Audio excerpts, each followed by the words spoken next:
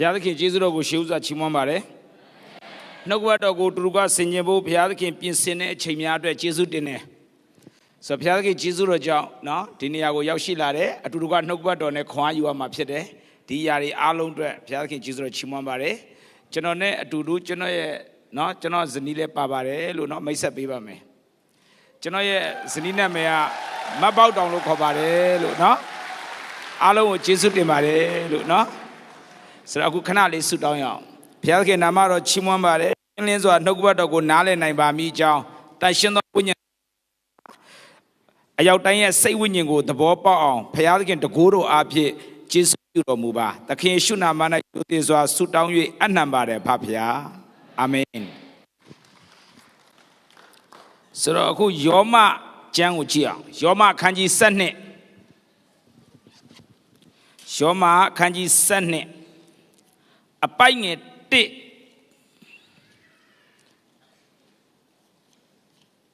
ဓမ္မသစ်မှာနော်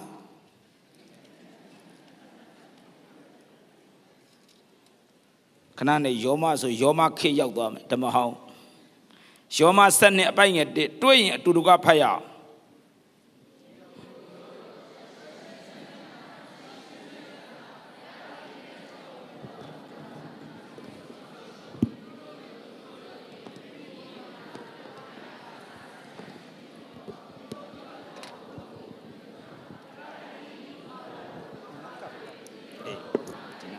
ဒီနားစီရ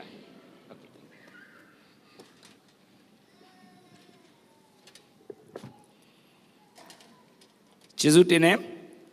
ညီအကိုတို့အသက်ရှင်ခြင်းလက္ခဏာ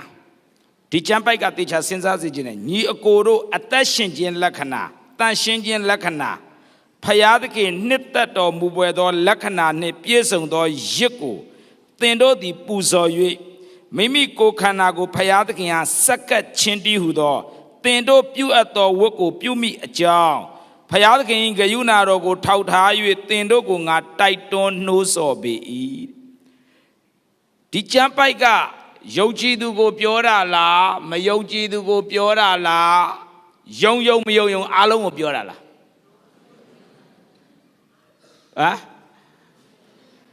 ဟမ်ကျမ်းစာဆိုတာလေ तू ကိုယ်ပြောတာလားသူ့ကိုပြောတာလားဒါလည်းနားလည်ဖို့လိုသေးတယ်မဟုတ်လားဥမာခလေးကဖတ်လိုက်တယ်လေမိဘတို့ကိုသားသမီးကိုစိတ်ဆိုးစိတ်ညစ်စေခြင်းကမပြုကြနဲ့ခလေးကကောက်ခွန်ရသွားတယ်အမှန်ဒါသူပြောတာမဟုတ်လေသူပြောတာမဟုတ်ဘူးဒါသူနဲ့ဘာမှမဆိုင်ဘူးအဲ့ဒါမိဘကိုပြောတာतू ကမတော်တဆခွန်အားရခြင်းတော့ငငယ်တုန်းကသိတယ်မလားဟိုမိဘလှုပ်တိုင်းစော့ကစားပြီးတော့မှဒါမျိုးခွန်အားရရင်လည်းရဖို့အခု तू ကခလေးပဲရှိသေးတယ်လေခလေးပဲအဲ့တော့အဲ့ကျမ်းပိုက်ကမိဘတို့သားသမီးကိုစိတ်ဆိုးစိတ်ညစ်စေခြင်းကမပြုကြနဲ့ဆိုတာသူ့ကိုပြောတဲ့ကျမ်းပိုက်ဟုတ်လားမဟုတ်ဘူး तू မိဘမှမဟုတ်တာခလေးပဲရှိသေးတယ်လေနော်အဲ့တော့ဘယ်ကျမ်းပိုက်ကဘသူကိုပြောတာလဲအဲ့ဒါသိဖို့သိဖို့လိုတာဗောအဲ့ဒါသိဖို့လိုတာဗောနော်ဥမာပြောပြမယ်ငွေရတတ်တော်သူဒီကောင်းကင်နိုင်ငံဝန်ခဲဤအတရောင်းစားခွာရတော်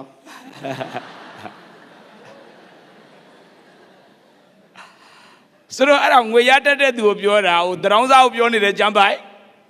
မဟုတ်ဘူးအဲ့တော့အခုယောမစနစ်တစ်ကယုံကြည်သူကိုပြောတာလားမယုံကြည်သူကိုပြောတာလားဒါမှမဟုတ်ယုံမယုံအားလုံးကိုပြောတာလားဘယ်သူပြောတာယုံကြည်သူလားမယုံကြည်သူမပါဘူးဒီကျမ်းပိုက်ကမပါဘူးလား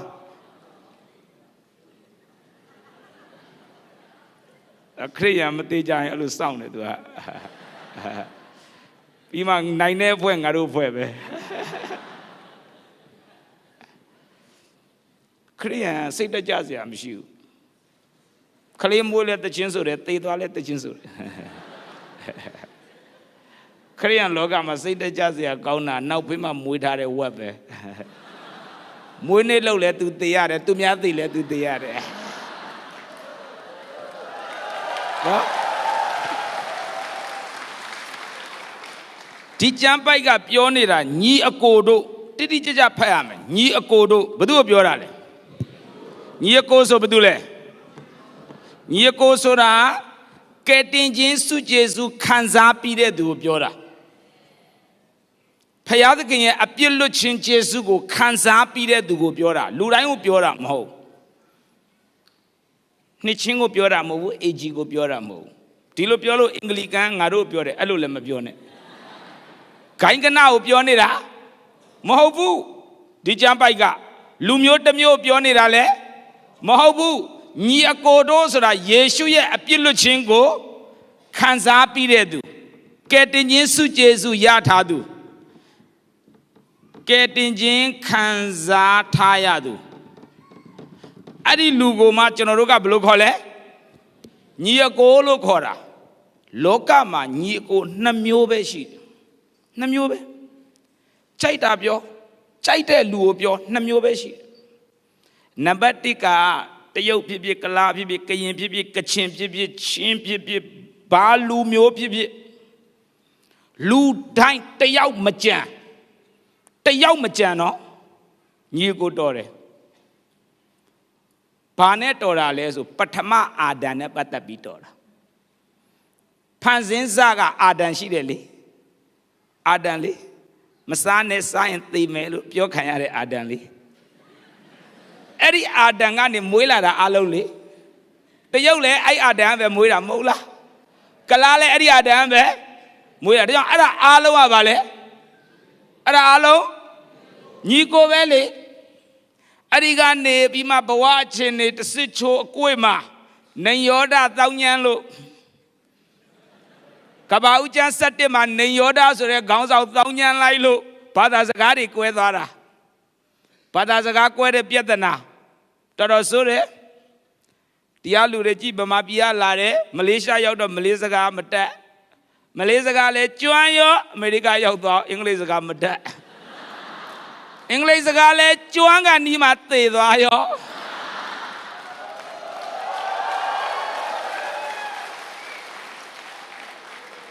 ဒါဘသူမွေတာလဲနေယောဒကဘာဦးကျန်း7ကနေယောဒမှွေလိုက်တာဟုတ်လားဘာဘူးလုံးရဲတိုင်းစောက်တယ်လေတို့အားလုံးတနေရာထဲမှာနေရအောင်ဆိုတော့အဲ့ဒါနဲ့ဘုရားသခင်ကသူတို့စကားတွေကိုခွဲပလိုက်ရတာလေမခွဲရင်မလွယ်တော့ဘူးနေယောဒလှုပ်လိုက်တာအဲ့ဒီကနေစကားတွေကွဲသွားတယ်အဲ့ဒီကနေတဖြည်းဖြည်းနောက်ပိုင်းဘာသာတွေကွဲလာနောက်ပိုင်းအရက်ဒေတာတွေမတူလူမျိုးတွေကွဲလာတယ်ကြည့်လေအဲ့ဒီကွဲပြားမှုတွေနဲ့အသားရောင်တွေကွဲသွားတယ်သိလားအကြိုက်တွေကွဲသွားတယ်အစင်တန်းတွေကွဲသွားတယ်အဲ့ဒီကနေပြီးတဖြည်းဖြည်းဒါပေမဲ့အဲ့ဒါအားလုံးကိုညီကုန်းချုပ်လိုက်ရင်သူအဖေရဲ့နောက်ဆုံးမတူလဲဒါဆိုအားလုံးဘာတော့လဲအဲ့ဒါကအပြစ်လုပ်တဲ့အာဒံနဲ့ပတ်သက်ရင်တို့အားလုံးညီကိုအဲ့ဒါပထမပိုင်းနောက်ပိုင်းကြတော့နောက်ဆုံးအာဒံဆိုတာဘယ်သူကိုခေါ်တာလဲယေရှုတိကော15:45မှာယေရှုကိုနောက်ဆုံးအာဒံလို့ခေါ်တယ်ဆိုအဲ့ဒီနောက်ဆုံးအာဒံဆိုတဲ့ယေရှုကိုယုံကြည်လက်ခံလိုက်တဲ့သူတိုင်းဟာတယောက်နဲ့တယောက်ဘာတော်သွားလဲညီကိုဒါကြောင့်ညီကိုဘယ်နှမျိုးရှိလဲ2မျိုးပထမအာဒံ၌ညီအကိုတော်ရင်အောက်ဆင်းမယ်နောက်ဆုံးအာဒံ၌ညီကိုတော်ရင်ပေါ်တတ်မယ်ဟုတ်လားခမညာညီအကိုမတော်လို့တော့မရဘူးအခုမှ3ယောက်မြောက်အာဒံနဲ့မွေးမယ်ဆိုမရဘူးကျမ်းစာမှာ2ယောက်ပဲရှိတယ်အာဒံဟုတ်လားအဲ့တော့ခမညာဟာအာဒံ2ယောက်တည်းမှာ1ယောက်နဲ့တော့ခမညာမပတ်သက်လို့မရဘူးပတ်ကိုပတ်သက်ရမယ်ဆိုတော့အဲ့နောက်ဆုံးအာဒံဆိုတဲ့ယေရှုကိုယုံကြည်လက်ခံလိုက်ရင်ကယ်တင်ခြင်းခံစားရပြီအဲ့ဒီသူတွေအားလုံးတယောက်နဲ့တယောက်ဘာတော်လဲညီကိုဂိုင်းမတူဘူးယေရှုကိုယုံကြည်လက်ခံထားရင်ဘာလဲ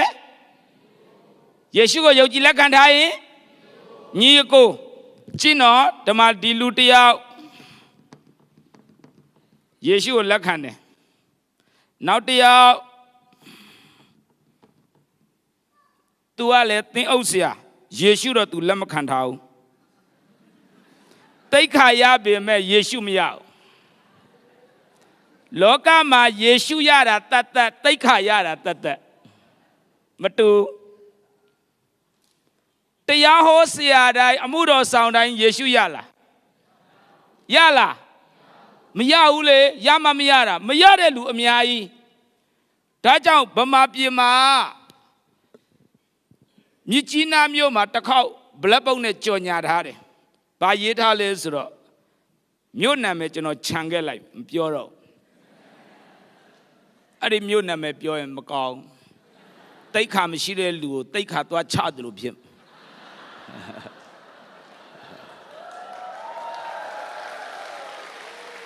လူတွေကလည်းတိတ်ခါကြားတယ်သာပြောတာကြားစရာတိတ်ခါလည်းရှိအောင်မှာ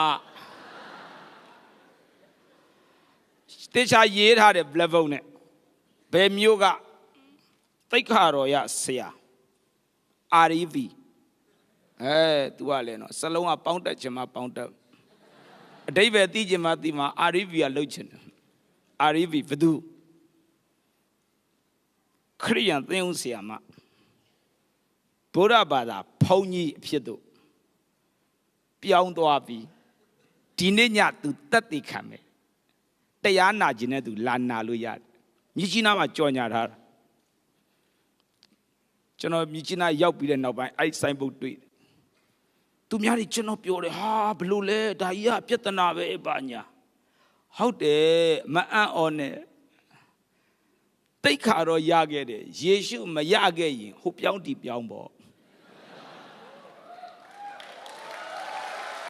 ကြည့်လေတကယ်ရှိတာပဲသွားနားထောင်ကြတယ်နောက်မှသူဇက်လန်းကိုလိုက်ကျွန်တော်ကတော့အထူးတလဲစုံစမ်းစရာမလိုပါဘူးဟိုသွားဒီသွားဆိုပြန်သိရတယ်နော်ဖျားเจ้าကပတ်စံနေအကုန်ကျုံသွားတော့ကျုံပြီးတော့ဖမ်းမယ်ဆိုတော့လစ်ပြီးတော့ဖုန်ကြီးကောက်ဝက်ပလိုက်တာကြည်လွယ်ဘူးအဲ့ဒါတာမန်မဟုတ်သိက္ခာတော်ရဒီလိုပြောလို့သိက္ခာတော်ရတွေကလိုက်ကျုံတယ်လို့လည်းမထင်သေးချင်းနော်အဲ့တော့နားလေရမှာကသင်ဥဆရာတော့ဟုတ်တယ်ယေရှု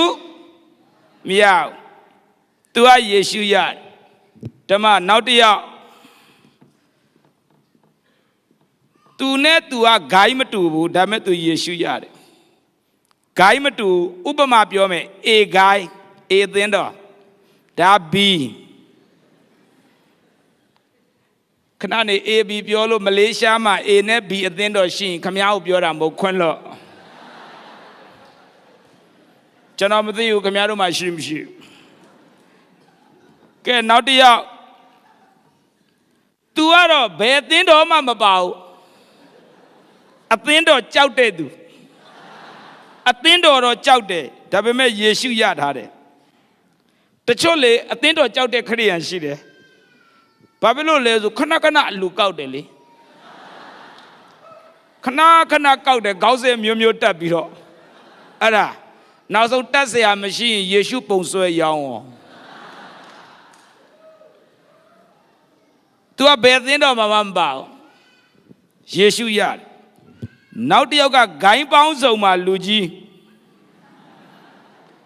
ဒါမဲ့သူယေရှုမရတာဘူးဆိုကျွန်တော်မင်းမယ်သူတို့အားလုံးစုပေါင်းပြီးမိဿဟာယလုပ်တယ်ကြည့်နော် C D E ဆိုပါစို့သူတို့နာမည်တွေထားလိုက်ပါတော့ဒါဆိုကျွန်တော်မေးမယ်ဒီထဲမှာညီအကိုဖခင်သခင်အရှိမညီအကိုလို့ပြောရင်ဘာတူလဲဘာတူလဲဘီယာနာမည်မဟုတ်ဘူးနော်ခါ ABC ဆိုဘီယာနာမည်တတိယနေပါနော်ပြောရင်ဆိုရင်ခဏနေကြလွမ်းနေဦးမယ်ဆရာလည်းမေ့နေပါလို့ဆိုတတိလာပေးမတတ်နိုင်ဘူးဒီညတော့အလိုတော်ပဲဆိုနော်ကဲဒီမှာ ABC သူကတော့ခရစ်တော်ရလားရရင်ဒီ၃ယောက်ပါတော်လဲဘာတော်လဲညီကိုဒီမှာဒီနဲ့ဤရခရစ်တော်ရလားမရဘူးမရဘူးဒါဆိုသူတို့ဒီနဲ့ဤရဘာတော်လဲပြန်ပြောဘ ဘယ်အာဒံနဲ့လဲဘယ်အာဒံလဲပထမအာဒံမှာသူတို့ညီအကိုဒီဘက်က ABC ကဒုတိယအာဒံမှာညီအကိုခရိယန်ဘလောက်ပြည့်မှတ်ထားအခုခေတ်ကလေခရိယန်လောက်တာတိတ်လွယ်တာဖယားเจ้าနေရကုမ္ပဏီတွေကြာနာစက်ယုံတွေကြာနာခရိယန်ထုတ်တာလာခဲ့ဆွဲနှစ်တယောက်ခရိယန်မလေးမာတာလိုချင်ရေနှစ်တော့တယောက်ဟုတ်လားဟိုဘက်ကဘောဇလိုချင်လာနှစ်နေလဲတယောက်ဘယ်ဘာသာမဆိုလာနှစ်တယောက်ပဲခရိယန်ထုတ်တဲ့စက်ယုံတွေကြာနေတာပဲခရစ်တော်ရမရတော့မသိဘူးရေတော့ဆိုပြီးတပတ်တထဲရတယ်နဲလားခရစ်တော်မရပဲရေထဲနစ်ထားတာရှိလားရှိတယ်ခမ ्या ကိုပြောတာမဟုတ်တိုက်ဆိုင်ခွင့်လို့ခရစ်တော်ကတော့မသိဘူးငါသိတာတော့ရေနစ်ပြီးပြီနင်းနဲ့ငါနောက်လာလက်ထက်ရတော့မယ်ဒါပဲဘာလို့လဲဆို तू ကနှစ်ချင်းခံပြီးမှလက်ထက်မယ်ပြောတာကိုနှစ်တာလည်းသိမကြဘူးဆိုတော့နှစ်လိုက်တာပေါ့အဲ့တော့ကြည့်မယ်ခရစ်တော်မရထားရင်ခရိယန်ဘလောက်လှုပ်အဲ့ဒီလူကိုယုံကြည်သူလို့ကဲပြောယုံကြည်သူလို့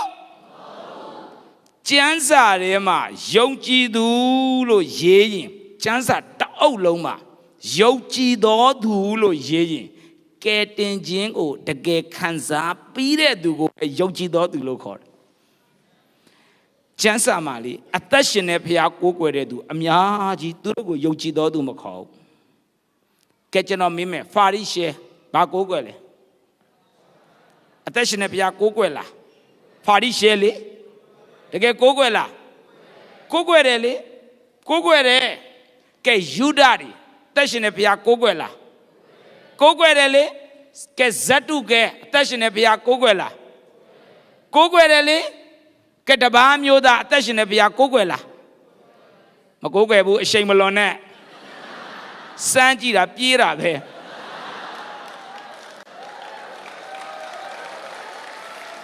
တပါးမျိုးသား तू မပြောင်းလဲဘူးတွန်းကြည့်ပြေးတာပဲ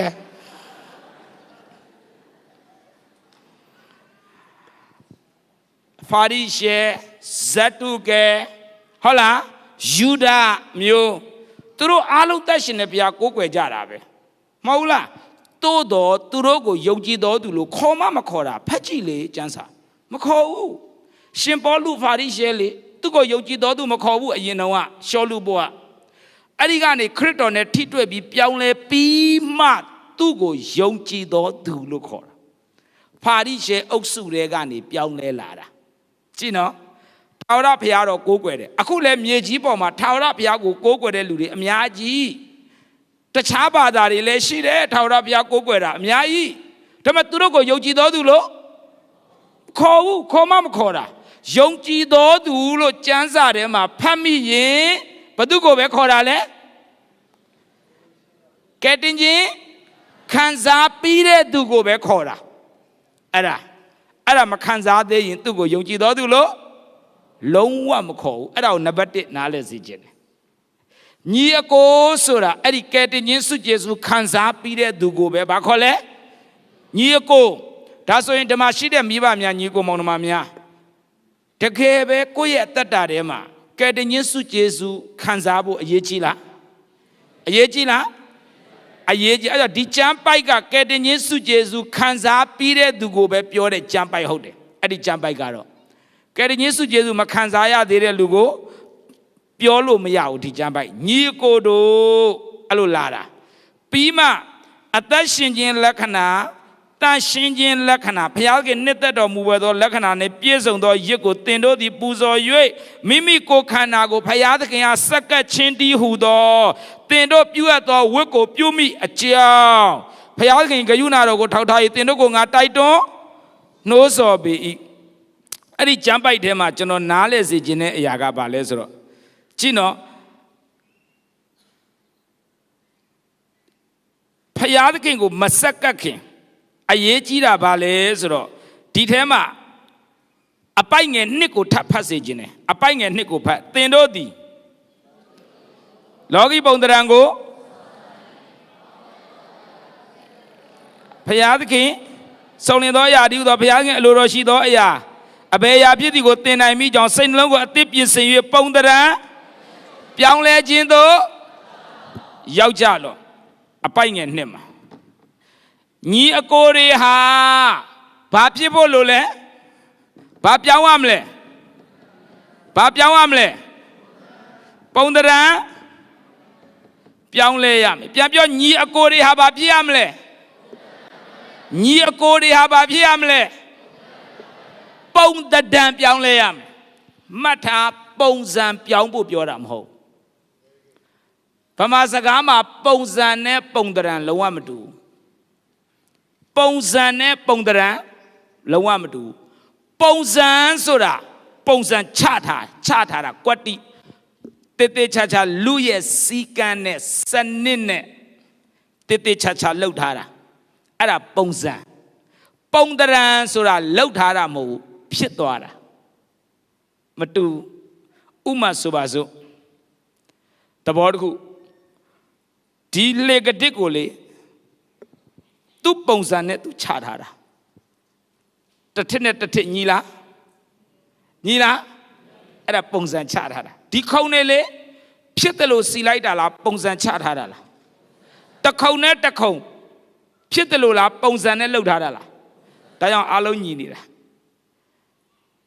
သူဖြစ်လာတာလားလှုပ်ထားတာလားလှုပ်ထားတာအဲ့ဒါပုံစံခေါ်တယ်ပုံသဏ္ဍာန်ဆိုတာသူဖြစ်သွားတာဖျားလှုပ်တာကိုပုံသဏ္ဍာန်လို့ခေါ်တယ်လူလှုပ်တာကိုပုံစံလို့ခေါ်တယ်ဓာတ်ပုံရိုက်ရင်ပုံသဏ္ဍာန်နဲ့ရိုက်လားပုံစံနဲ့ရိုက်လားကဲပြောနေရန်ရက်ရှိတယ်နောက်သွားမွန်ကွယ်တယ်နောက်ဆုံးနေမဲတယ်ဟိုဘက်တို့ဖြူဒီဘက်လားနေတော့အောက်မှာဒူးထောက်သူတို့ကမတည့်ရဲ့ဟိုလူကခုံပေါ်တက်အဲ့ဒါပါလေအဲ့ဒါပုံစံဆိုတာလောက်ရတယ်ပုံသဏ္ဍာန်ဆိုတာသူဖြစ်သွားတာမတူအဲ့တော့ဒီနေ့ဖယားသခင်ကကျွန်တော်တို့ကိုပုံစံပြောင်းခိုင်းလားပုံသဏ္ဍာန်ပြောင်းခိုင်းလားဘာလဲပုံသဏ္ဍာန်ဆိုတာတန်ရှင်းသောဝိညာဉ်တော်ကလုပ်ပေးမှာဟာလေလုယာဒါကြောင့်ဒီနေ့ကျွန်တော်တို့ရဲ့အသက်တာထဲမှာပုံသဏ္ဍာန်ပြောင်းဖို့လိုလားလိုတယ်ဖယားသခင်ကကြည်ဖယားသခင်နှစ်သက်တဲ့တဒံကျွန်တော်တို့စီမှာပေါ်လာဖို့ဖယားသခင်လိုချင်တယ်အာမင်ဒီကျမ်းပိုက်မှာပြောနေတာဒီအတိုင်းမေကောမေမေဒီအတိုင်းဒီလိုအခြေအနေအတိုင်းညီအကိုတွေကိုယုံကြည်သူတွေကိုဒီအခြေအနေအတိုင်းဖယားသခင်ချစ်လားဖြေဒီအခြေအနေအတိုင်းယုံကြည်သူတွေကိုဖယားသခင်ချစ်လားဖြေလေဒီအခြေအနေအတိုင်းဘုရားသခင်ချစ်လားချစ်တယ်ဒီအခြေအနေအတိုင်းဘုရားသခင်နေစေခြင်းလားကဲပြောဒီအတိုင်းဘုရားနေစေခြင်းလားမနေစေခြင်းဒါကြောင့်ဘာလုပ်ခိုင်းလဲပြန်မင်းမဲ့ပုံသဏ္ဍာန်ပြောင်းဆိုတာမယုံကြည်သူကိုပြောင်းခိုင်းတာလားယုံကြည်သူကိုပြောင်းခိုင်းတာလားမယုံကြည်သူတွေကိုပြောင်းဖို့ပြောနေတာလားယုံကြည်ပြီးသားသူကိုပြောင်းဖို့ပြောနေတာလားဒါဆိုယုံကြည်ပြီးသားသူကပြောင်းဖို့လိုလားဒီအခြေအနေအတိုင်းဘုရားသခင်ကြိုက်လားဒီအခြေအနေအတိုင်းကိုဘုရားသခင်ချစ်လားဒီအတိုင်းပဲနေစေခြင်းလားမနေစေခြင်းလို့ဘုရားဘာပြောနေလဲပုံသဏ္ဍာန်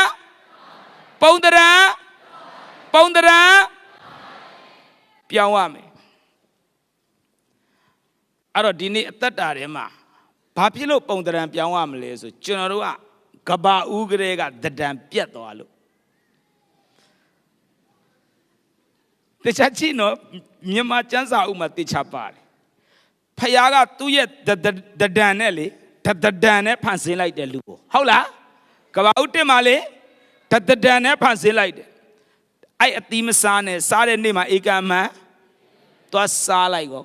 သေလားသေလားသေလားနေနှမျိုးဖြစ်နေတယ်သေလား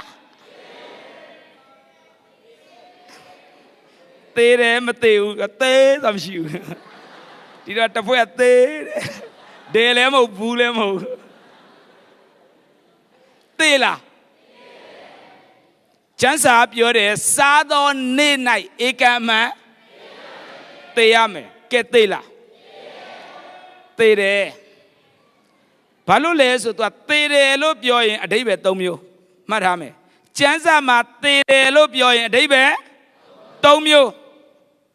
ဒီမှာကြည့်ခန္ဓာနဲ့ဝိညာဉ်ခန္ဓာနဲ့ဝိညာဉ်ကင်းကွာရင်ဘာသေလဲကဲပြောငါကိုခန္ဓာလေဝိညာဉ်ကအထဲမှာရှိတယ်လေဒီခန္ဓာနဲ့အထဲကဝိညာဉ်ကွာသွားရင်ဘာသေလဲအေးဘောစံတိုးအသက်ဘယ်နှစ်ဆိုတာအဲ့ဒါပေါ့အဲ့ဒါခန္ဓာသေးတာဟုတ်လားကဲပြီးမှထပ်ပြောမယ်ဝိညာဉ်ကဖယားနဲ့အဆက်ပြည့်ရင်ဖယားနဲ့အဆက်ပြည့်ရင်လူထဲမှာဝိညာဉ်ရှိတယ်ဖန်ဆင်းရှိဖယားရှိတယ်ဖယားနဲ့လူဟာအဆက်ပြတ်သွားရင်ဘာသေးလဲအဲ့ဒါဝိညာဉ်သေးတယ်လို့ခေါ်တယ်မတူဘူးနော်ဝိညာဉ်သေးတယ်ပြီးမှဝိညာဉ်ကထာဝရငရေသွားရင်ဘာသေးလဲထာဝရသေးတယ်ဝိညာဉ်ကငရေတဲ့ကြသွားရင်အဲ့ဒါကိုဘာခေါ်လဲထာဝရသေးတယ်ဒါကြောင့်ကျမ်းစာမှာသေတယ်ဆိုတဲ့စကားလုံးကိုတွေးရင်ဘာသေတာလဲဆိုတာသေချာလေ့လာတယ်ခန္ဓာသေတာလားဝိညာဉ်သေတာလားထာဝရသေတာလားအဲ့ဒါခွဲတက်ရတယ်ကျွန်တော်က1992ခုနှစ်မှာယေရှုကိုယုံတယ်အရင်တုန်းကဗုဒ္ဓဘာသာခရစ်ယာန်ဘာသာတွေကိုပြောင်းသွားတာမဟုတ်နားလည်စေခြင်းတယ်နော်ဘာသာပြောင်းတာမဟုတ်92ခုနှစ်မှာယေရှုကိုယုံကြည်လက်ခံလိုက်တယ်ဒါဆိုအရင်တုန်းကလက်မခံခင်ကကျွန်တော်ဘာသေးလဲကဲပြောဒီမှာ၃မျိုးရှိတယ်ဘာသေးလဲဝိညာဉ်ဖန်ဆင်းရှင်ဖယားနဲ့ကျွန်တော်ရဲ့ဝိညာဉ်ဟာအဆက်ပြတ်နေတဲ့အတွက်ကြောင့်ဘာသေးလဲဝိညာဉ်သေးတယ်ဝိညာဉ်သေးတယ်ဒီမှာညာဘက်တစ်ချမ်းဟာကြည့်နော်ဒီကိုယ်ခန္ဓာရဲ့ညာဘက်တစ်ချမ်းဟာအုံနောက်နဲ့အဆက်ပြတ်သွားတယ်အုံနောက်နဲ့အဆက်ပြတ်သွားတယ်ဘာသေးလဲကိုယ်တစ်ချမ်းသေးတယ်ဆိုတာအဲ့ဒါပဲမှန်တာနော်လေဖြတ်တာသိတယ်မလားလေဖြတ်တာလေတစ်ချမ်းကိုတစ်ချမ်းအုံနောက်နဲ့အဆက်ပြတ်သွားရင်အဲ့ဒါကိုတစ်ချမ်းသေးတယ်ခေါ်တာဆိုတော့အုံနောက်ကဒီကိုတစ်ချမ်းကိုထိမ့်ချုပ်ထားတဲ့နေရာမှာလေသွေးရခဲသွားအဲ့ဒါနဲ့ तू ကမထိမ့်ချုပ်နိုင်တော့ connection ပြတ်သွားဒါကြောင့် तू က connection ပြတ်သွားတော့ဘာမှခိုင်းလို့မရတော့ဒါနဲ့ तू ဘာမှမလှုပ်ရှားတော့အဲ့ဒါခက်မြန်မြန်24နာရီအတွင်းဆိုမြန်မြန်သွားပြီးတော့အဲ့ဒါခေါင်းကိုလှန်ပြီးမှအဲ့ခဲနေတဲ့သူကိုမြန်မြန်ထုတ်ရတယ်ခွာရပြီးတော့ကိုဇာကနာနဲ့ထုတ်ဖို့မစစ်စားနဲ့နှစ်ချမ်းစလုံးသိသွားမယ်အဲ့ဒါသူ့ဆရာဝန်နဲ့သူ့ပညာနဲ့ခက်မြန်မြန်လုပ်အဲ့ဒါဆိုရင်သူတို့အချိန်မိတယ်ပြောချင်တာအုံနောက်နဲ့ကိုတစ်ချမ်းနဲ့ဆက်ထားတာအဲ့တော့ဒီအုံနောက်နဲ့ဒီကိုတစ်ချမ်းဟာအဆက်ပြတ်သွားရင်ကိုတစ်ချမ်းသေတယ်အဲ့ဒါဆိုတော့ခုကြည့်နော်ဝိညာဉ်ကဖယားနဲ့အဆက်ပြတ်ရင်ဝိညာဉ်သေတယ်ဝိညာဉ်နဲ့ခန္ဓာကင်းကွာသွားရင်ခန္ဓာသေတယ်ဝိညာဉ်ဟာငရဲကြရင် Tawara, Dazo Adango Piodare, Masane Sade Nema Eka Mante Mesro Tela. Tela. Batele. Batele. Winyan Tela. Kose Takunima Chanoa Yeshuko Yochi Lakandore. Dazo Chano Winyan Hapiane Asa Yadabila. Dazo Winyan Tela Shina. Winyan Tela Shina. Era Winyan Shendavi. Winyan Shendaro, Katini Kanzabila. Apiluchin Yabila. Taurata Yabila. Kongin Nanganda Pibila. Payataki Midazu with Pibila. Kongin Nangama Suyabila. Mayabu. Shane Lomalalu Mijida. Nale no. Korean Pida Jala, Shanga Lonija. I don't take a lonely jolly. See how home do I say lone.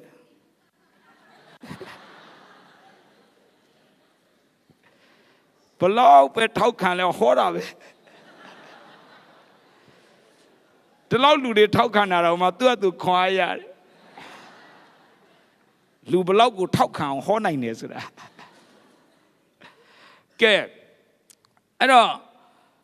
Getting in Kanzare, Taura, Tayare, Kongin Nanganda, Piete, Tessa Masin, Win, National Union of the Zakate, Paya Indo da Piete, Piasi Jinga Lotes,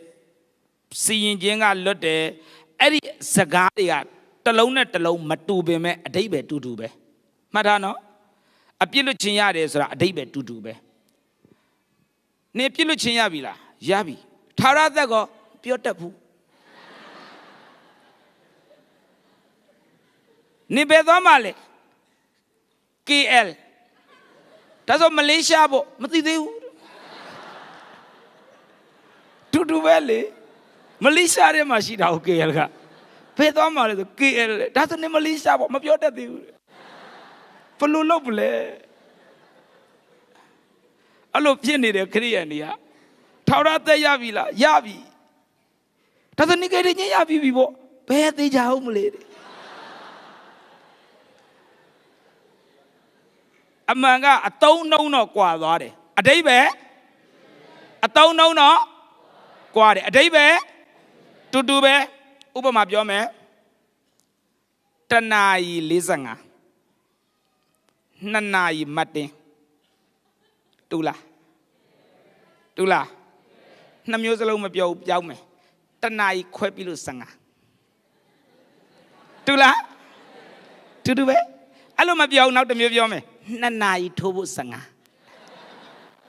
Tula Tudube a Tudubele a Mumu Piolo yard. Tilo Piolo Naya Lemu Piandoaramo. A Tudube the Babala so a call of Piandoara a debe Tudube Naleame. Kerachi Winnie ha Payane a Sayabi soy getting your Kanzabila. Kanzavi, Taurata Yabila, Apiluchin Yabila, Atasa Zamasiwe Villa, Paya Indo da Pibila, Pibi, National Union of the Zakabila, Kabi, to do be a day be alo. Ke Eri do de go, General Mime, Paya the kid chilla, Tamime chilla, Eri a chini a tango chilla. Eddie a chene a time ben nezijila. Eddie a chene a time payatikin chilla. Eddie a chene a time payan nezijila. Long woman is a jimu. Long woman is a jim. Tajam did jump by Shirabo. At a quaco, easy going man, Popo ne Poposa Malone. Palintalong Kaja to be Payatiki Jim, Pios and Mortalite. Payaro Chitabo, Dame Eddie Dinese Jilla Manese Jimbu, Manese Jimbu, Aro Dine Chedonico Maunoma, Payaki go Saka Mesoyin. Payago Saka Mesoyin, Babiang Leamle. Yamyamio Babiang Leamle. Pondera Piang Leam, Ponsam Piang Mo. ပုံစံဆိုတာအပြင်မှာပုံတရံဆိုတာအတွင်းမှာမတူမစားနဲ့စားရင်သိမယ်တကယ်သွားစားတော့ဖျားနဲ့ဒတဒံနဲ့ဖန်ဆင်းထားတဲ့လူဒတဒံနဲ့ရှိသေးလားပုံတရံပြတ်သွားပြီလားကဲမေးမယ်ပုံတရံပြတ်သွားပြီအရင်တော့ तू ကတကိုးရှိတယ်ဩဇာရှိတယ်တရိษံနေအားလုံးအုပ်ဆိုးရတယ်မြေကြီးမှာအုပ်ဆိုးရတယ်အခုတော့ပရွဲစိတ်ကိုတောင် तू အမိတ်ပေးလို့မရတော့စဉ်းစားကြည့်လေလူကဘာတကိုးစွမ်းမှမရှိတော့ဘူးလေအရင်တော့ကြားတော့ဘာလို့အားလုံး तू ပဲနာမည်ပေးခဲ့တာပဲဒါမဲ့အခုပုံတရံမှာပြတ်သွားပြီလေပြတ်သွားပြီပရွဲစိတ်တက်လာရင်တော့ဆင်းယေရှုနာမနဲ့မစင်ဘူးဘာပြတ်သွားပြီလဲပုံတရံပြတ်သွားပြီလေအဲ့ဒါကိုပြောနေတာဒါကြောင့်အသီးစားကြတဲ့ကဘာပြတ်သွားပြီလဲအဲ့ဒါနဲ့အခုယေရှုကိုလွတ်ပြီးပြန်ကယ်ပြီးမှဖယားသူကယ်ထားတဲ့လူစုပြန်ဆက်ကပ်မယ်ဆိုရင်ဘာပြောင်းခိုင်းလဲပုံစံလားပုံတရံလားပုံတရံပြောင်းရဆိုတကယ်ပဲဖယားသခင်နှစ်သက်တဲ့ပုံတရံကဲပြောင်းဆိုတော့ပြောင်းလို့ရလားကဲပြောရလားပြောင်းနိုင်လားပြေဖယားသခင်နှစ်သက်တဲ့ပုံတရံပြောင်းနိုင်လားပြောင်းနိုင်ဘူးဘယ်လိုလုပ်ပြောင်းမလဲဖယားသခင်နှစ်သက်တဲ့ပုံတရံလူကပြောင်းလို့မှမရတာပြောင်းလို့မရဘူးဒါကြောင့်လူတွေကလေဖယားနှစ်သက်တဲ့ပုံတရံမထွက်ဘူးဂိုင်းပုံတရံထွက်တယ်ဟိုဘက်ဂိုင်းကြတော့လေကခုံပြီးတော့မှသိလားသူခုံနေရမှကျင်နေတာအဲ့တဖွဲ့နောက်တစ်ဖွဲ့ကလည်းကိုချီမကိုကြည့်ပြီးရှိခိုးတယ်အဲ့ဒါတစ်ဖွဲ့မတူဘူးနော်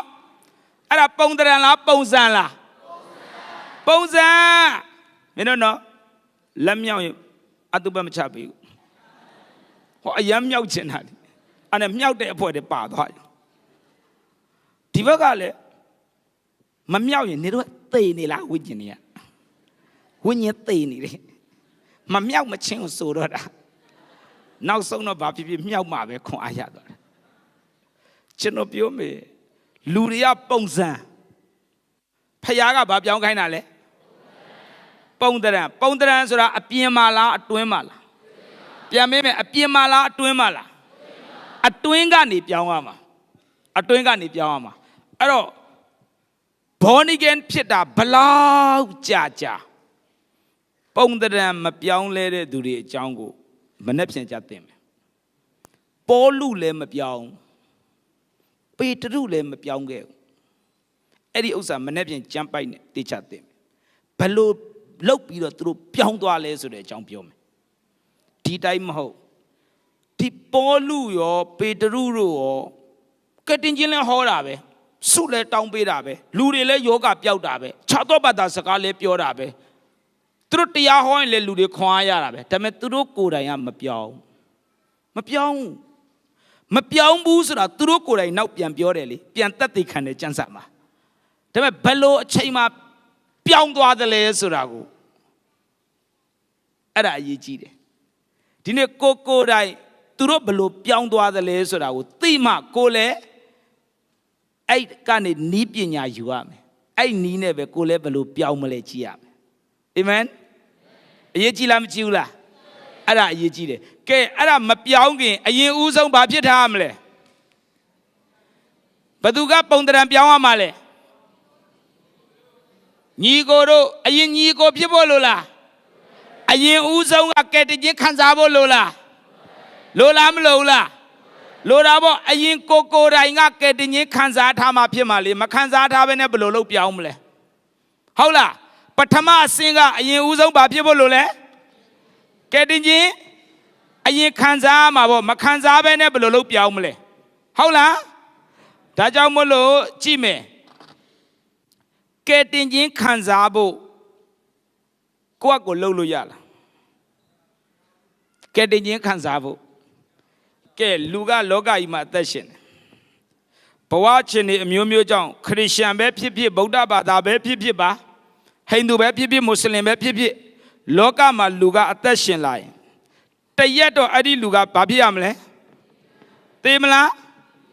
သေမယ်ဘာသာဖြစ်ဖြစ်ပါတရက်သေမယ်ခရစ်ယာန်ဖြစ်ဖြစ်ဟိန္ဒူဖြစ်ဖြစ်မွတ်စလင်ဖြစ်ဖြစ်ဗုဒ္ဓ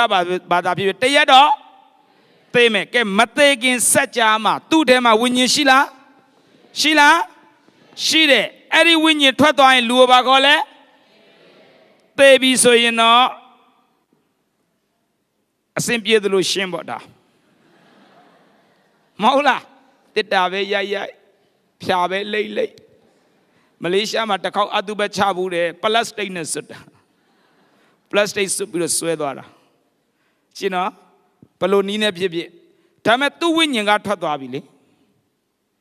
ဒါကတော့အစဉ်ပြေသလိုဖြည့်ရှင်းပေါ့စင်ကာပူမှာဆိုတော့မိတကြိုတယ်တချို့နိုင်ငံမှာတော့မြေကြီးထဲမှာမြုပ်တယ်ကိစ္စမရှိဘူးဒါပြောစရာမရှိဘူးဒါပေမဲ့ဝိညာဉ်ထွက်သွားပြီအဲ့ဒီဝိညာဉ်ကိုတကြိုလို့ရလားအဲ့ဒီဝိညာဉ်ကိုလိုက်ပို့လို့ရလားမရဘူးအဲ့ဒီဝိညာဉ်ဘယ်သွားမလဲတမလွန်နဲ့ပတ်သက်ရင်ဘယ်နှလန်းရှိလဲဘယ်နှလန်းလဲဏီကုံ6ရင်2လန်းတလန်းကဖျားသခင်ရှိတယ်ကောင်းကင်နိုင်ငံနောက်တလန်းကငရဲအသေးစိတ်ခွဲရင်4ခုပေါ့မရဏရှိတယ်ပြီးမှငရဲသွားတယ်ပရတိတုဘုံရှိတယ်ပြီးမှကောင်းကင်နိုင်ငံရွှေ့တယ်ဏီကုံ6ရင်တော့2လန်းပေါ့အဲ့ဒီဝိညာဉ်ထွက်သွားပြီးရင်ဏီကုံ6အဲ့2နေရာမှာ1နေရာသွားမယ်ဒါဆိုဒီမှာရှိတဲ့မိဘညီကိုမောင်နှမများစဉ်းစားအဲ့ဒီငရဲဆိုတာတကယ်ရှိလား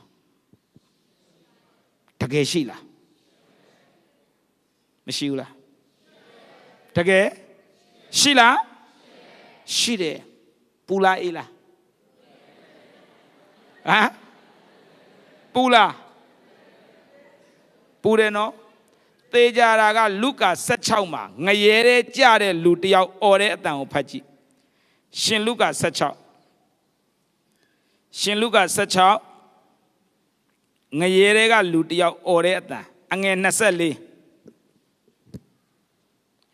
လုကာ16:24ဖတ်ကြည့်တွေ့လား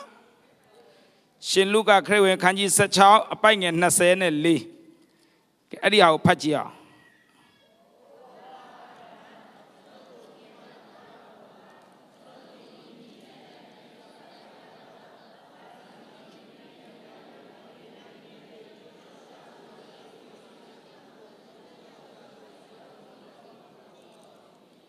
ဟုတ်ပြီအကျွန်ုပ်သည်ဤမိရှံ၌ပြင်းစွာခံရသောကြောင့်လိုက်ဆိုအကျွန်ုပ်သည်ဤမိရှံ၌ပြင်းစွာခံရသောကြောင့်ငရဲကြမယ်ဆိုဒါတော့မှမရဏပဲရှိသေးတယ်သူကမရဏနောက်မှငရဲရွှေ့မှာနော်ဒါမရဏကမီးရှံလို့ခေါ်တယ်တထေးကြီးကတရက်သေးတဲ့အခါမှာသူ့ရဲ့ဝိညာဉ်ဟာဘယ်ကိုရောက်သွားလဲမရဏဤမီးရှံ၌ပြင်းစွာခံရသောကြောင့်ဒါကြောင့်မရဏဆိုတာသေလို့မရအောင်မသေဘူးလူတယောက်ဟာငရဲကြရင်မသေဘူးအဲ့ဒါမှတ်ထားထာဝရကဘာဆက်ပူလောင်တာကိုခံရမယ်ခံစားရတယ်တတိရှိတယ်မူးလဲတာမျိုးမဟုတ်ဘူးမှတ်ထားနော်တတိမလစ်ဘူးငရဲကြရင်ငရဲမှာခံစားရတယ်တတိလည်းရှိတယ်လောကမှာကြံခဲ့တဲ့ဆွေမျိုးတွေမောင်နှမတွေကိုလည်းပြန်တတိရတယ်ကြည့်အဲ့ဒီတထေးကြီးကကျွန်တော်မှာတဲ့လောကမှာညီလေးတွေရှိသေးတယ်တဲ့သူတို့လည်းသိရင်ကျွန်တော်ရှိတဲ့နေရာရောက်လာတော့မယ်တဲ့အဲ့ဒါကုညီပေးပါအောင်တဲ့ကြည့်ဒါဆိုရင်မရဏတွေရောက်တယ်ငရဲတွေရောက်တယ်ဆိုတာသေသွားတာလားခံစားနေရတာလားတတိရှိလားအသိရှိလားသူသာပူတာလောကကမှမသေးသေးတဲ့သူတို့အမျိုးတွေအတွက်ကောစိတ်ပူလားမီးပူတာတစ်မျိုးစိတ်ပူတာတစ်မျိုးကြည့်ခံစားရတယ်နော်ခံစားရတယ်အဲ့ဒီတော့အဲ့ဒီမရဏတဲ့ရောက်သွားတဲ့တထေးကဤမီးရှံ၌ပြင်းစွာခံရတယ်ပြောပြီးတော့အဲ့လိုပဲမရဏအဲ့လိုပဲငရဲတွေကနောက်ထပ်အတန်တစ်ခုရှိတယ်ဖတ်ကြည့်ဗျာဒိတ်ကျမ်း14 အငယ်7ကိုဖတ်ဗျာဒိတ်14 7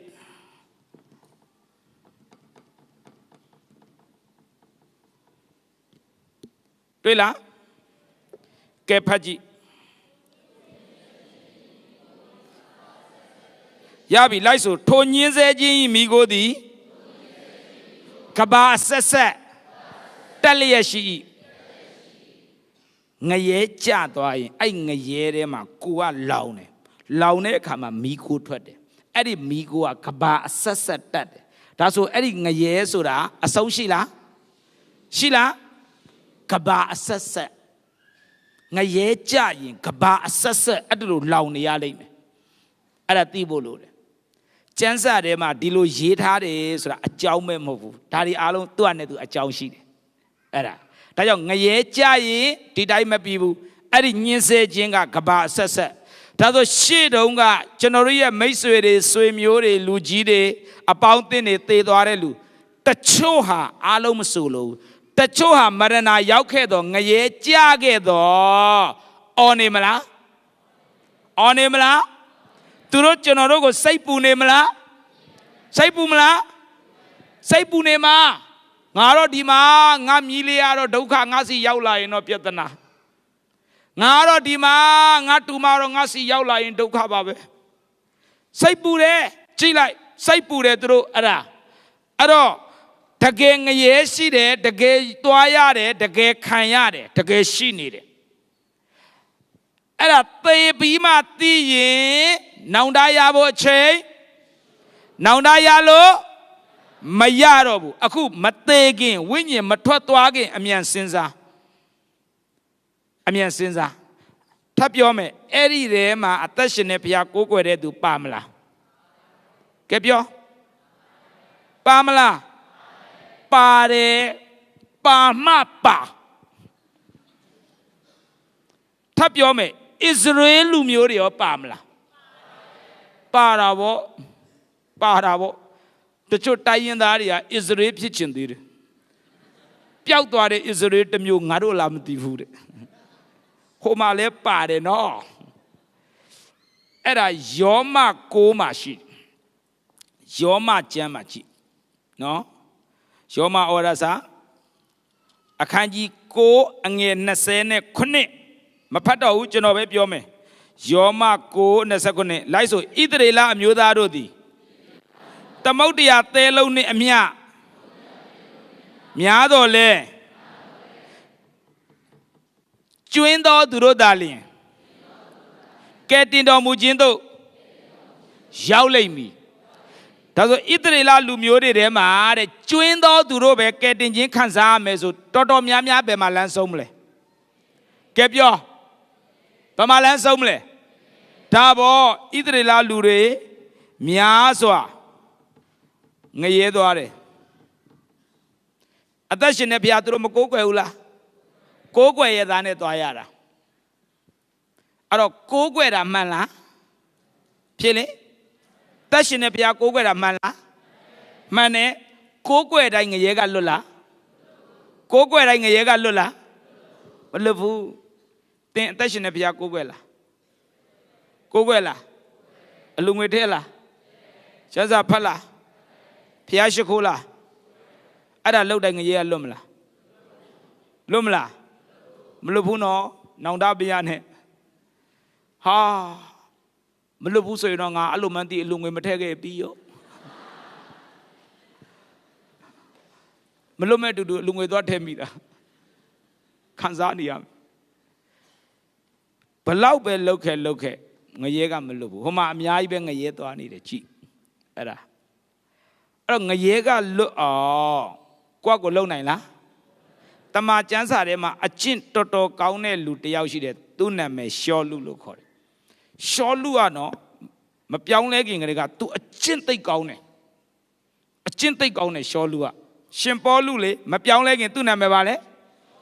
အကျင့်သိပ်ကောင်းတယ်ကဲသူနဲ့ပတ်သက်တဲ့အကျင့်ကိုပြောမယ်မပြောင်းလဲခင်ကသူ့ကိုဖာရိရှဲလို့ခေါ်တယ်ဖာရိရှဲဆိုတာတပတ်မှာ2ရက်အစာရှောင်းတယ်ကဲပြောမယ်ဖာရိရှဲဆိုတာတပတ်မှာ2ရက်စာရှောင်းတယ်10ဘုတ်တဘုတ် မှန်မှန်ထဲတယ်အမြဲတမ်းဆုတောင်းတယ်ဖယားရှိခိုးတယ်ဖာရိရှဲရဲ့နော်အရေးချင်းတွေကိုပြောတာကဲတင်တပတ်မှ2ရက်အစားရှောင်းလားရှောင်းလားနှစ်နက်တောင်ပို့စားသေးတယ်ဆေဘဒဘောမှန်မှန်ထဲလားထဲလားထဲဘူးနည်းနည်းပါးပါးထဲပြီးအဲ့ဒီကိုပေးတဲ့ဆရာစီကနေလက်ဖက်ပြန်ဖဲတောက်သွားတယ်ပေးလိုက်တာရင်ကစ်300ပြန်တောက်သွားတာ15ကျပ်ဘူးကဲဖာရိရှဲရှောလူတပတ်မှ2ရက်အစာရှောင်းတယ်အသက်ရှင်တဲ့ဘုရားကိုးကွယ်တယ်ဆေဘဒဘောမှန်မှန်ထဲတယ်အကျင့်ကောင်းတယ်သို့တော့တရက်ကြတော့သူကိုယ်တိုင်ပြောတယ်ဂလာတိ2:16ဂလာတိ2:16ကျွန်တော်ဖတ်ပြမယ်ပြည့်ညတ်တရားဤအကျင့်အားဖြင့်အဘယ်သူများဖြောက်မဲ့ရာသို့မရောက်နိုင်သည်ကိုအပြစ်ထင်ရှားသောငါပင်သိ၏ကြည့်နော်ပြည့်ညတ်တရားဤအကျင့်အားဖြင့်အဘယ်သူများဖြောက်မဲ့ရာသို့မရောက်ဘူးအဲ့ဒါသူကိုယ်တိုင်သိခဲ့ပြီတဲ့ပြည့်ညတ်တရားရှိလားရှိလားပြည့်ညတ်ရှိတယ်အဲ့ပြည့်ညတ်နဲ့ဖြောက်မဲ့ရာရောက်မလားရောက်မလားပြည့်ညတ်နဲ့ဖြောက်မဲ့ရာမရောက်ကျမ်းစာပြောပြီးသားကဲဒါဆိုဓမ္မရှိတဲ့လူတွေပြည့်ညတ်တရားကျင့်ရောဖြောက်မဲ့ရာရောက်မလားရောက်မလားအဓိပ္ပာယ်ပြည့်ညတ်တရားချိုးဖောက်ဖို့ပြောနေတာမဟုတ်ပြည့်ညတ်တရားကျင့်ရင်ကောဖြောက်မဲ့ရာရောက်မလားပေါလုလောက်ကျင့်နိုင်လားပေါလုတော်မှကျင့်ပြီးတော့ဖြောင်းမဲ့ရာရောက်လားမရောက်ဘူးဒါဆိုဓမ္မရှိတဲ့လူတွေဘယ်လိုလဲရောက်မလားကျင့်ပြီးတော့ဖြောင်းမဲ့အောင်လုပ်လို့ရမလားမရဘူးဒါဆိုရင်ပြည့်ညတ်တရားနဲ့သာသွားမယ်ဆိုဘယ်မှာလမ်းဆုံးမလဲကိုယ့်ကိုကယ်နိုင်လားကိုယ့်ကိုကျင့်နိုင်လားသိချင်းခံရောငရေကလွတ်မလားဟမ်ရေထဲမှာနှစ်ချင်းခံထားရင်လေဆိုတဲ့တခြင်းကဖျားသားဖြစ်ရပြီရေတွေကထွက်လာတာတတိကံသေးတယ်အခုမှပဲရေထဲမှာအေးသွားတာရေကအေးတာကိုအေးမှာပေါ့ဘာဆန်းလို့လဲအဲ့ဒါကဲနှစ်ချင်းခံတာကောင်းလားကောင်းတယ်လေပွဲတော့စားတော့ငရေကလွတ်လားလွတ်လားလွတ်ပါဘူးပွဲတော့စားတာလည်းကောင်းတယ်လေသူ့အဓိပ္ပာယ်နဲ့သူလေဒါပေမဲ့ပွဲတော့စားလို့ငရေကလွတ်မယ်ဆိုတဲ့ကြမ်းပိုက်တစ်ပိုက်မှမရှိဘူးမရှိဘူးပွဲတော့စားတာလည်းကောင်းတယ်လေဒါပွဲတော့စားလို့ငရေကလွတ်တာမှမဟုတ်တာဟုတ်လားစဉ်းစားကြည့်ဒါဆိုငရေကလွတ်အောင်ကိုယ့်ကိုလုံနိုင်လားကဲပြောလုံနိုင်လားကျင့်နိုင်လားကြိုးစားနိုင်လားနှစ်ချင်းခံလဲမရပွဲတော်စားလဲလူငွေထဲလဲမရဘူးလေဒါဆိုငရေကလွတ်အောင်လုပ်နိုင်လားမလုပ်နိုင်ဘူးကဲလိုက်ဆိုဖယားသခင်သည်လူမတတ်နိုင်သောအမှုကိုတတ်နိုင်တော်မူ၏ဖယားသခင်သည်လူမတတ်နိုင်သောအမှုကိုတတ်နိုင်တော်မူ၏ဖယားကလူမတတ်နိုင်တာကိုဘာလဲတတ်နိုင်တယ်ငရေကလွတ်အောင်ကိုယ့်ကိုလုပ်နိုင်လားဆရာတွေလှုပ်ပေးလို့ရလားအသင်းတော်တွေလှုပ်ပေးလို့ရလားဒါမဲ့ဘယ်သူလှုပ်ပေးနိုင်လဲဘယ်သူလှုပ်ပေးနိုင်လဲဖယားသခင်တတ်နိုင်တယ်ကဲအဲ့ဒီဖယားဘယ်လိုလှုပ်ပေးသလဲအဲ့ဒါကိုကြည့်မယ်အဲ့ဒီဖယားကဘယ်လိုလှုပ်ပေးသလဲလိုက်ဆိုယေရှုခရစ်သည်အပြစ်ရှိသောသူတို့ကိုကယ်တင်ခြင်းကဤလောကသို့ကြွလာတော်မူ၏အဲ့ဒါ1:15မှာယေရှုကအပြစ်ရှိတဲ့လူကိုကယ်ဖို့လောကကိုကြွလာတယ်ကျင်းတော့နာမည်ကယေရှုအဓိပ္ပာယ်ကခရစ်ယာန်မဟုတ်အဓိပ္ပာယ်ကအပြစ်ရှိတဲ့လူကိုကယ်တင်မဲ့သူယေရှုရဲ့အဓိပ္ပာယ်ကဘာလဲအပြစ်ရှိတဲ့သူကိုကယ်တင်မဲ့သူဒါဆိုရင်အဲ့ဒီယေရှုကအပြစ်ရှိတဲ့လူကိုလာကယ်တယ်ဆိုခမည်းနဲ့ဆိုင်လားဆိုင်လားသင်ပြစ်ရှိလားခရိယန်လုံရောရှိလားရှိတယ်လေဘယ်ပြည့်ညတ်တရားမှလည်းသင်မှမကျင့်နိုင်တာကျင့်ရင်လည်းအဲ့ဒါနဲ့လည်းဖြောင်းမဲ့ရမှမရောက်တာပွဲတော်စားလည်းမရအလူငွေထည့်လည်းမရနှစ်ချင်းခံလည်းမရဟုတ်လားမဟုတ်လားစဉ်းစားကြည့် လူကဘလို့မှမတတ်နိုင်ဘူးအဲ့တော့ဖယားသခင်ကယ်မပဲရမယ်အဲ့တော့ယေရှုကကယ်ဖို့လောကကိုကြွလာတယ်အနှစ်30ကျော်သက်တော်ထင်ရှားတယ်ပြီးသွားတဲ့အခါမှာနံပါတ်1ယေရှုနဲ့ပတ်သက်ရင်တရားဟောတယ်ယေရှုကအတိပ္ပယ်တရားပြတယ်လူဘလို့နေဘလို့ထိုင်ဆိုတဲ့တရားတွေပြခဲ့တယ်နံပါတ်2တကိုးပြတယ်ယေရှုဘာပြလဲမျက်စိကန်းတဲ့လူမြင်ခိုင်းနားပင်တဲ့လူကြားခိုင်းသေတဲ့လူရှင်ခိုင်းလောကမှာတရားပြတဲ့ပုဂ္ဂိုလ်တွေရှိလားရှိလားအများကြီးပဲလေဘယ်ဘာသာမဆိုရှိတယ်တကိုးပြတာရောရှိလားရှိတယ်လေတကိုးပြတာလည်းရှိနောက်ဆုံးနံပါတ်3ယေရှုကသေခြင်းကိုအောင်တယ်ပြန်ပြောမယ်ယေရှုပါလဲသေခြင်းကိုအောင်တယ်ယေရှုခရစ်ကသေခြင်းမြစ်စုမှန်ကိုအောင်တယ်ယေရှုသေတယ်ပြန်ရှင်တယ်မပြီးသေးဘူးဘတော်မှမသေးတော့အရှင်လက်လက်ကောင်းငင်တက်သွားတယ်သေပြီးရှင်တာနဲ့သေခြင်းအောင်တာမတူဘူးလာဇရုသေတယ်ပြန်ရှင်လားပြန်ရှင်လားတပိသားဆိုတဲ့သမီးလေးသေတယ်ပြန်ရှင်လားရှင်တယ်ပြန်သေတာသူတို့ပြန်သေရတယ်ဒါကြောင့် तू ကသေပြီးရှင်တယ်လို့ပဲပြောလို့ရတယ်သေခြင်းကိုအောင်တယ်လို့ပြောလို့မရဘူး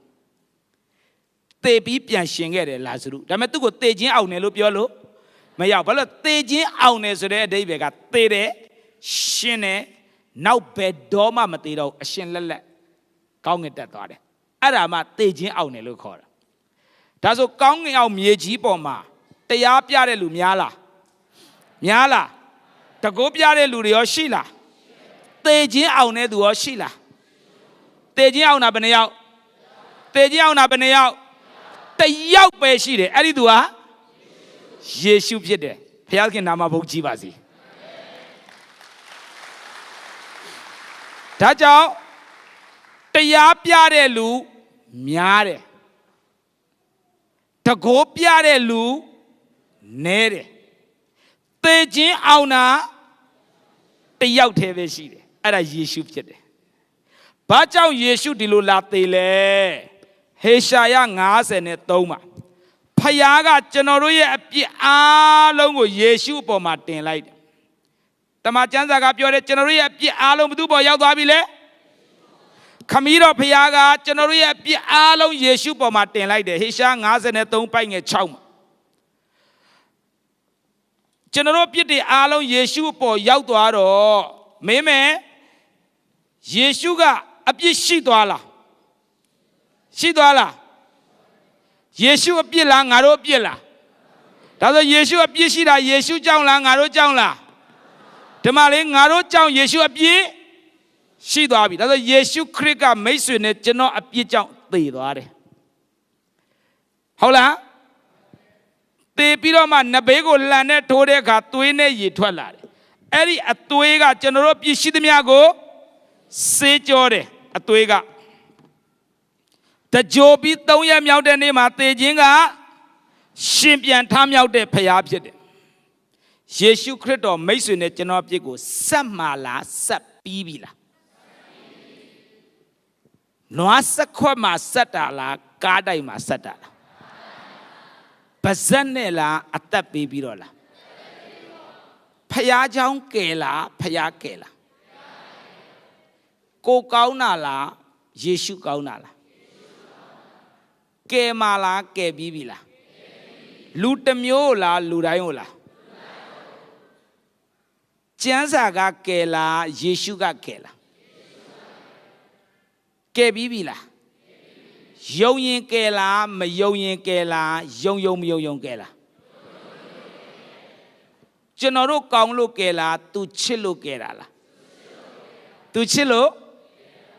ကယ်တာကယ်ပြီးသွားပြီပါဇက်နဲ့လားအသက်နဲ့လားအသက်ပါပေးသွားတာနွားစခွက်မှာလူစားတိခန္ဓာမှန်လားယုံရမလားအဲ့ဒါကိုယုံရင်ငရေကလွတ်လားမလွတ်ဘူးမှန်တယ်လေယုံရမယ်လေဒါပေမဲ့အဲ့မှာနွားစခွက်မှာငါတို့အပြစ်မှမပါသွားတာမဟုတ်ငါလုံးနဲ့ငါနဲ့ကောင်လူအများကြီးကိုကြွေးတယ်လေမှန်လားမှန်တယ်လေယုံတယ်လေဒါပေမဲ့အဲ့တော့ငါတို့အပြစ်ပါလားမဟုတ်ငါလုံးနဲ့ငါနဲ့ကောင်နဲ့မှာငါတို့အပြစ်မှမပါတာဘယ်မှာပါသွားတာလဲဘယ်မှာပါတာလဲဆက်မှာလားဆက်ပြီးပြီလားယုံမယုံ ဆက်ပြီးပြီအော်ယေရှုငါပြစ်အားလုံးဆက်ပြီးပြီလို့သင်ယုံရင်ယုံကြည်လက်ခံတဲ့သူအပင်ငရဲကလွတ်တယ်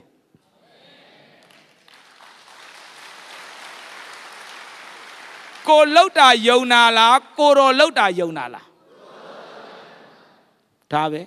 ကိုကောင်းတာလားကိုတော်ကောင်းတာလားကိုတော်ကောင်းတာအဲ့ဒီယေရှုကျွန်တော်ပြစ်ကိုဆက်ပြီးပြီလို့ယုံတဲ့သူဟာအပြစ်စင်ခြင်းမခံရဘူးယော3:16ထပ်မေးမယ်မယုံတဲ့လူအတွက်ဆက်ပြီးပြီလားဆက်ပြီးပြီလားမယုံတဲ့လူလွတ်လား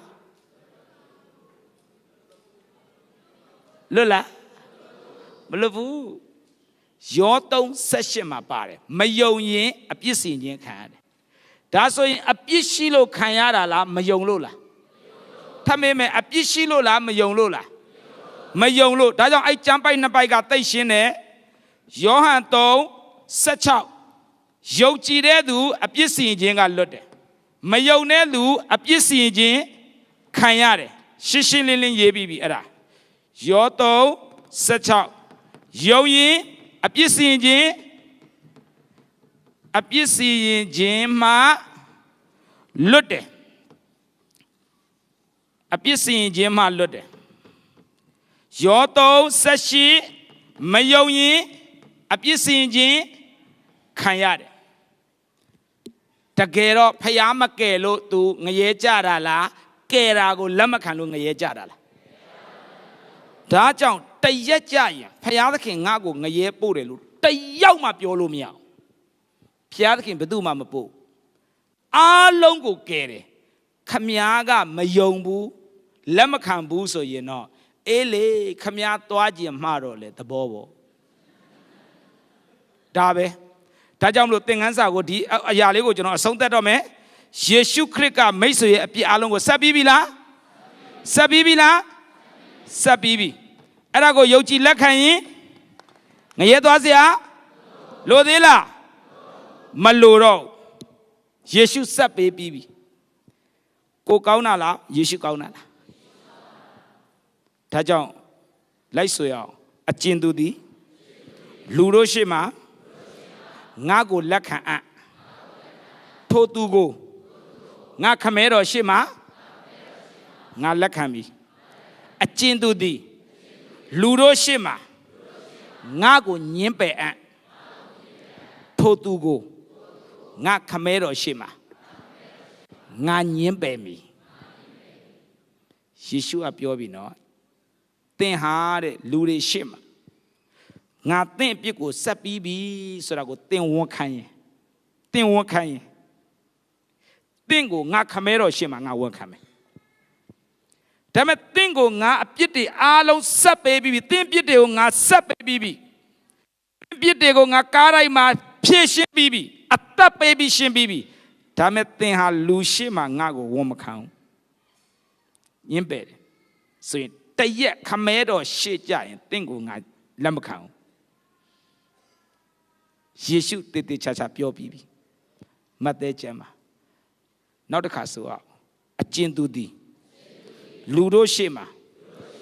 ငါကိုဝန်ခံ၏ထိုသူကိုငါခမဲတော်ရှေ့မှာ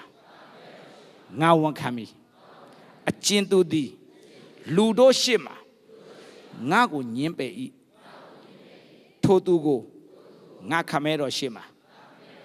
ငါညှင်းပယ်မည်ယေရှုကပြောနေပြီချစ်တော်ညီကိုမောင်မယေရှုသင်ပြစ်ကိုဆက်ပြီးပြီသင်ဝန်ခံမယ်ဆိုရင်ဟုတ်တယ်ငါကောင်းလို့မဟုတ်ဘူးယေရှုကောင်းလို့ငါကိုငါကယ်တာမဟုတ်ဘူးယေရှုကအသက်ပေးပြီးကယ်ခဲ့တာ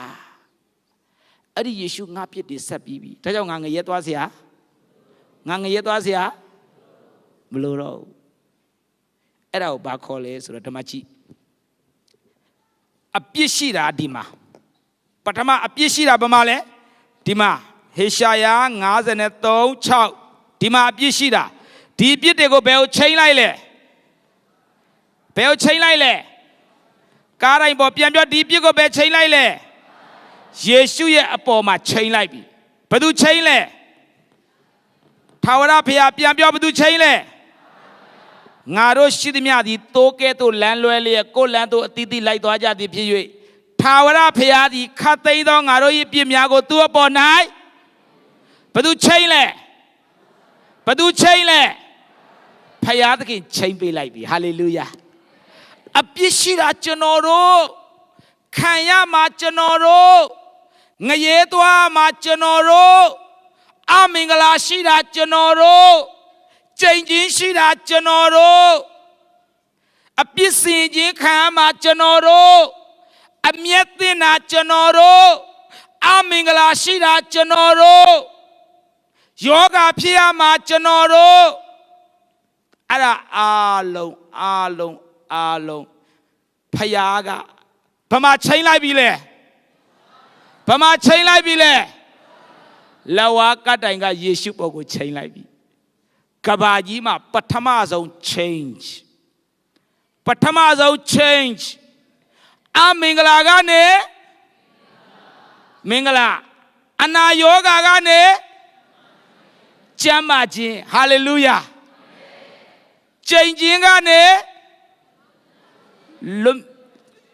ဘာလဲလွတ်ခြင်းချီနှောင်ခြင်းကနေလွတ်မြောက်ခြင်းသေခြင်းကနေဆင်းရဲခြင်းကနေ hallelujah hallelujah ကဘာမှာပထမဦးဆုံး change ကြီးမားစွာသော change ဘာမှဖြစ်သွားပြီလဲဘာမှဖြစ်သွားပြီလဲ hallelujah အဲ့ဒီ change ကအင်မတန်ရေးကြီးတယ်ဖယားเจ้าကလှုပ်လို့မရတဲ့ change လူတွေလှုပ်လို့မရတဲ့ change ငွေရှင်ကြေးရှင်တွေပညာရှင်တွေလှုပ်လို့မရတဲ့ changes ကားတိုင်ပေါ်မှာထာဝရဘုရားချိန်ပေးလိုက်ပြီအဲ့ဒါကိုဝန်ခံတဲ့သူဟုတ်တယ်ဝန်ခံတဲ့လူပထမ change အဲ့ဒါရသွားမယ် hallelujah ပြီးမှဒုတိယ change ကအသက်တာစက္ကပ်မဲ့ change အဲ့ဒါဒုတိယ change နှစ်မျိုးရှိတယ်ပထမ change ကဒီမှာဖြစ်တယ်အသက်တာဖျားကိုစက္ကပ်ဖို့တစ်ခါပြန် change ကမယ်အဲ့ဒါမနေ့ပြန်သင်မယ်နံပါတ်1တင့်ကိုဖျားချိန်ပေးပြီးပြီလားကိုလောက်တာလားဖျားလောက်တာလားသင်လွတ်မြောက်တော်သူဖြစ်ပြီလားကျမ်းမာတော်သူဖြစ်ပြီလားကြွယ်ဝတော်သူဖြစ်ပြီလားဖျားကသင်ကိုချိန်ပေးပြီးပြီလားအမင်္ဂလာတွေသေခြင်းတွေဆင်းရဲခြင်းတွေအကျွေးတွေအပြစ်တွေဝေဒနာတွေအားလုံးချိန်ပေးပြီးသွားပြီဟာလေလုယာ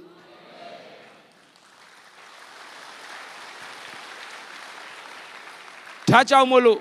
နံပါတ်1 change အဲ့ဒီမှာပြီးသွားပြီအော်ယေရှုငါပြည့်အားလုံးဆက်ပြီးပြီဒါကြောင့်ငါငရဲသွားเสีย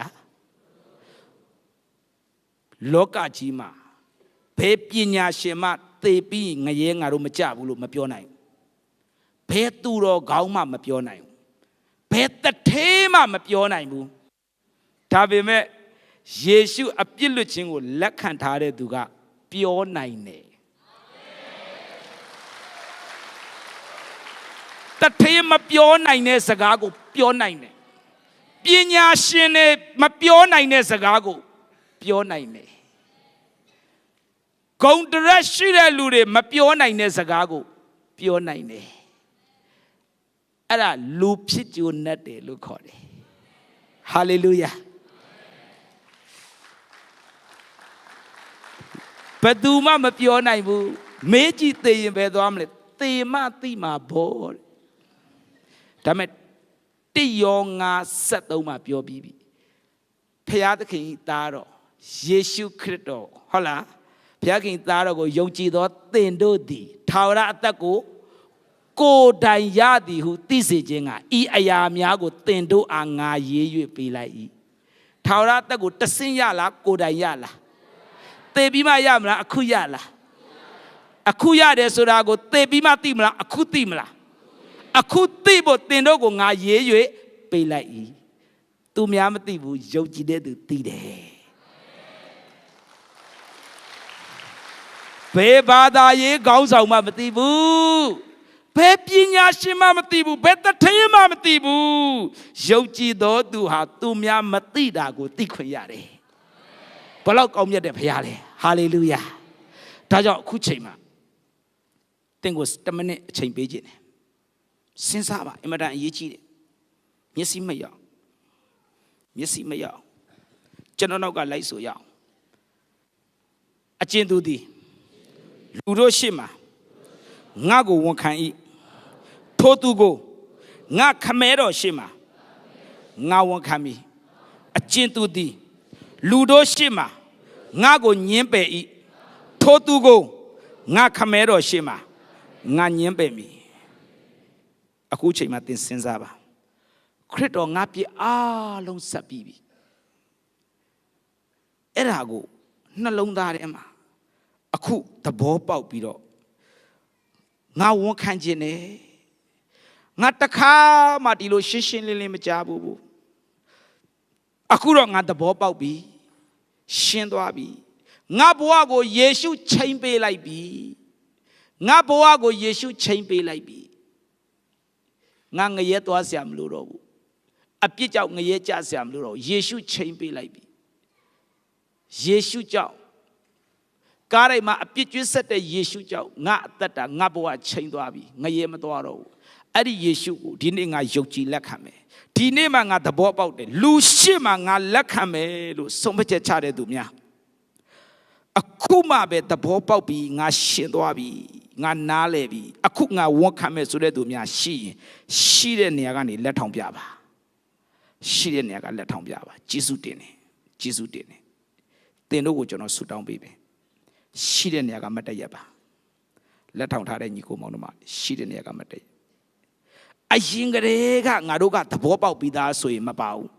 အခုမှပဲရှင်းရှင်းလင်းလင်းအခုသိသွားပြီငါကြောင့်မဟုတ်ဘူးယေရှုကြောင့်လူရှိမှငါဝန်ခံမယ်အကျဉ်သူဒီလူတို့ရှိမှငါကိုဝန်ခံ၏ထိုသူကိုငါခမဲတော်ရှိမှငါဝန်ခံမည်ဟာလေလုယာလူရှိမှညင်းရင်သင်ကိုလည်းငါခမဲတော်ရှိမှညင်းမယ်လို့ယေရှုပြောပြီးသားဖြစ်တယ်အခုမှသဘောပေါက်တယ်ဆိုတဲ့သူများမရှက်နဲ့သူများရက်တိုင်းမရက်နဲ့သူများထိုင်တိုင်းမထိုင်နဲ့သင်နဲ့ဖယားနဲ့ဆိုင်နဲ့ဖယားသခင်သင်ကိုကြည်နေတယ်နှလုံးသားထဲမှာသင်တကယ်ဟုတ်တယ်ငါအခုသဘောပေါက်ပြီအခုငါလက်ခံမယ်